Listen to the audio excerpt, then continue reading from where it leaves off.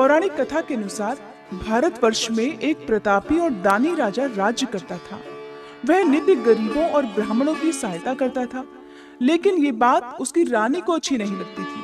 वो न ही गरीबों को दान देती, न ही भगवान का पूजन करती थी और राजा को भी दान देने से मना किया करती थी।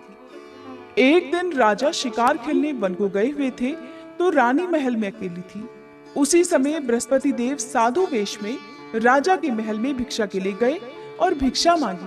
तब रानी ने भिक्षा देने से इनकार कर दिया और कहने लगी, हे साधु महाराज, मैं तो इस दान पुण्य से तंग आ गई हूँ। मेरा पति सारा धन लुटाते रहते हैं।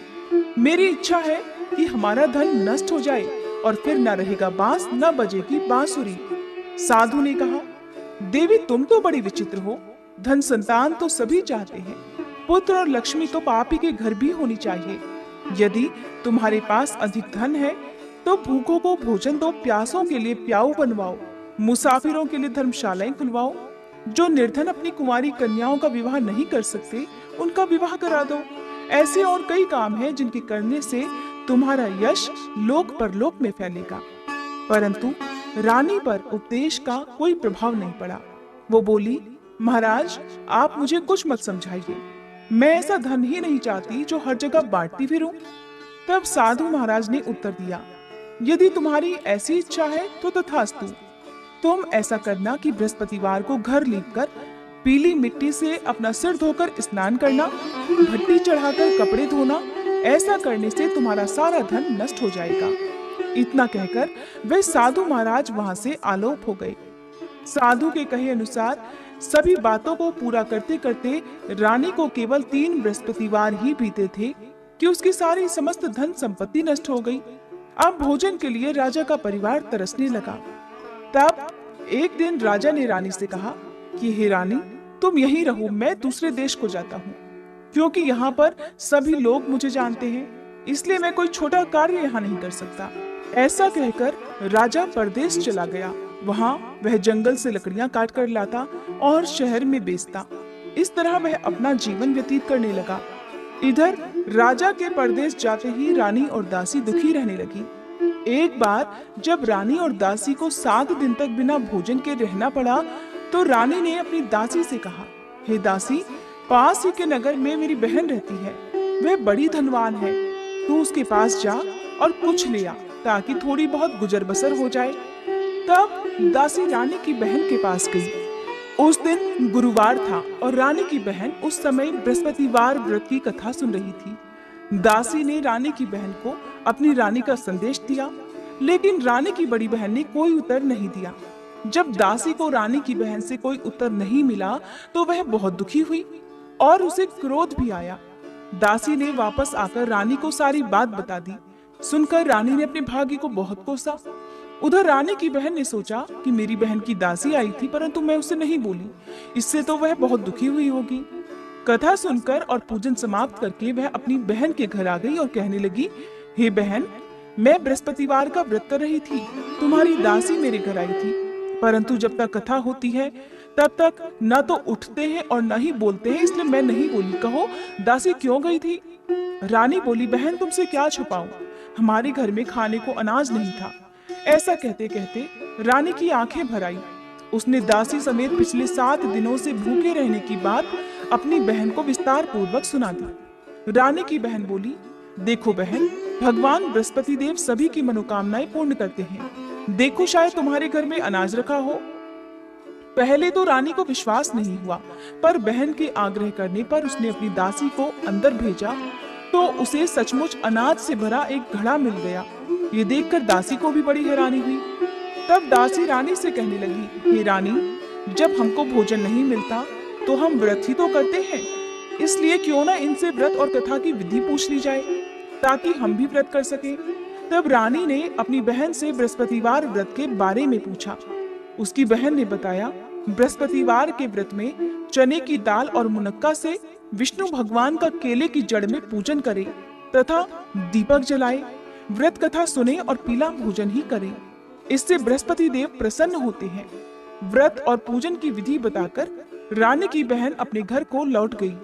7 दिन के बाद जब गुरुवार का दिन आया तो रानी और दासी ने व्रत रखा। घुड़साल में जाकर चना और गुड़ लेकर आई। फिर उससे केले की जड़ तथा विष्णु भगवान का पूजन किया। अब पीला भोजन कहाँ से आए? इस बात को लेकर दोनों बहुत दुखी थी। क्योंकि उन्होंने व्रत रखा था, इसलिए बृहस्पति देव उनसे प्रसन्न हुए और वे एक साधारण व्यक्ति का रूप धारण कर 2 थालों में सुंदर पीला भोजन दासी को दे गए। भोजन पाकर दासी बहुत प्रसन्न हुई और फिर रानी के साथ मिलकर भोजन ग्रहण किया। उसके बाद वे सभी गुरुवार को व्रत और पूजन करने लगी। बृहस्पति भगवान की कृपा से उनके पास फिर से धन संपत्ति आ गई, परंतु रानी फिर से पहले की तरह आलस्य करने लगी। तब दासी बोली, देखो रानी, तुम पहले भी इसी प्रकार आलस्य करती थी, तुम्हें धन रखने में कष्ट होता था, इस कारण सभी धन नष्ट हो गया। अब जब भगवान बृहस्पति की कृपा से हमें धन मिला है तो तुम्हें फिर से आलस्य होता है। रानी को समझाते हुए दासी ने कहा, हे रानी, बड़ी मुसीबतों के बाद हमने ये धन पाया है, इसलिए हमें दान पुण्य करना चाहिए, भूखे मनुष्यों को भोजन कराना चाहिए और धन को शुभ कार्यों में खर्च करना चाहिए, जिससे तुम्हारे कुल का यश बढ़ेगा, स्वर्ग की प्राप्ति होगी और पितर भी प्रसन्न होंगे। दासी की बात मानकर रानी अपना धन शुभ कार्यों में खर्च करने लगी, जिससे पूरे नगर में उसका यश फैलने लगा। उधर राजा दुखी होकर जंगल में एक पेड़ के नीचे आसन जमाकर बैठ गया। वह अपनी दशा को याद करके व्याकुल होने लगा।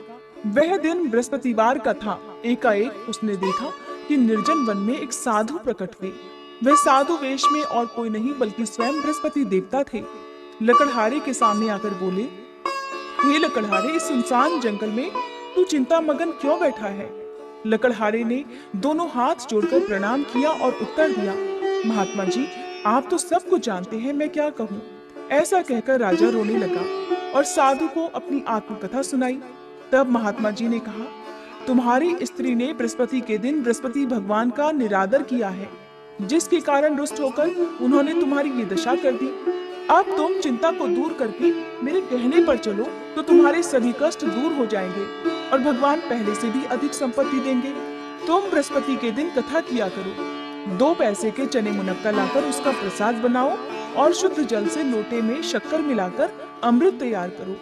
कथा के पश्चात अपने सारे परिवार और कथा सुनने वाले प्रेमियों में अमृत और प्रसाद बांटकर आप खुद भी ग्रहण करो। ऐसा करने से भगवान बृहस्पति देव तुम्हारी सब मनोकामनाएं पूर्ण करेंगे। साधु के ऐसे वचन सुनकर लकड़हारा बोला, हे प्रभु, मुझे लकड़ी बेचकर इतना पैसा नहीं मिलता जिससे भोजन करने के बाद मैं कुछ बचा सकूं, और मैंने रात्रि में अपनी स्त्री को व्याकुल देखा है। मेरे पास कुछ भी नहीं जिससे मैं उसकी खबर मंगा सकूं। साधु महाराज ने कहा, हे लकड़हारे, तुम किसी बात की चिंता मत करो। बृहस्पति के दिन तुम रोजाना की तरह लकड़ियां लेकर शहर को जाओ। तुमको रोज से 2 गुना धन प्राप्त होगा, जिससे तुम भलीभांति भोजन कर लोगे और बृहस्पति देव की पूजा का सामान भी आ जाएगा। इतना कहकर साधु महाराज अंतर्ध्यान हो गए। धीरे धीरे समय बीतने पर फिर वही बृहस्पतिवार का दिन आया। लकड़हारा जंगल से लकड़ी काटकर किसी शहर में बेचने को गया। उसे उस दिन और दिन से अधिक पैसा मिला। राजा ने चना गुड़ आदि लाकर गुरुवार का व्रत किया। उस दिन से उसके सभी क्लेश दूर हुए, परंतु जब दोबारा गुरुवार का दिन आया तो वह बृहस्पति देव का व्रत करना भूल गया। इस कारण बृहस्पति भगवान नाराज हो गए। उस दिन उस नगर के राजा ने विशाल यज्ञ का आयोजन किया तथा शहर में ये घोषणा करा दी कि कोई भी मनुष्य अपने घर में भोजन ना बनावे, ना आग जलावे। समस्त जनता मेरे यहाँ भोजन करने आवे और इस आज्ञा को जो नहीं मानेगा उसे फांसी की सजा दी जाएगी। इस तरह की घोषणा संपूर्ण नगर में करवा दी गई। राजा की आज्ञा अनुसार शहर के सभी लोग भोजन करने गए, लेकिन लकड़हारा कुछ देर से पहुंचा, इसलिए राजा उसको अपने साथ घर लेवा ले गए और ले जाकर भोजन करा रहे थे तो रानी की दृष्टि उस खूंटी पर पड़ी जिस पर उसका हार लटका हुआ था। उस समय वह हार वहां पर दिखाई नहीं दिया तो रानी ने निश्चय किया कि मेरा हार इसी मनुष्य ने चुरा लिया है, और उसी समय सिपाहियों को बुलवाकर उसको कारागार में डलवा दिया। इधर जब लकड़हारा कारागार में पड़ गया तो बहुत दुखी होकर विचार करने लगा कि न जाने कौन से पूर्व जन्म के कर्म से मुझे ये दुख प्राप्त हुआ है, और दुखी होकर उसी साधु को याद करने लगा जो कि